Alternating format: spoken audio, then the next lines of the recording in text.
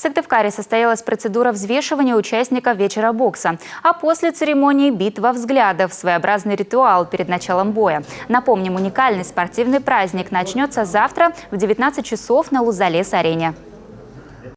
С февраля месяца этого года у нас завязалось сотрудничество с автономной некоммерческой организацией «СПОТ». И мы решили провести такой вечер профессионального бокса, который для республики и для города такого еще не было. Зрители ждут 8 профессиональных поединков в разных весовых категориях.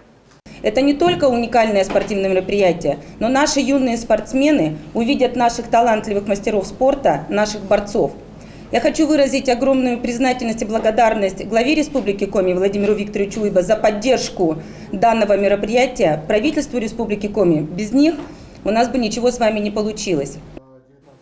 В главном бою на ринг выйдет наш земляк Владимир Никитин. Для спортсмена из Коми этот бой будет заключительным в карьере. В процессе подготовки он согнал вес до 57 килограмм. На пресс-конференции бронзовый олимпийский чемпион рассказал, что успел изучить соперника.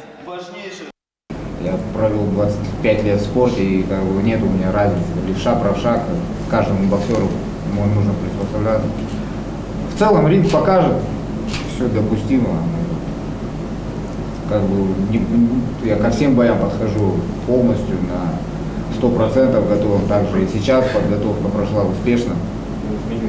Завтра все увидите, посмотрим, загадывать не буду. Вечер бокса будет транслировать Матч ТВ и Юрган.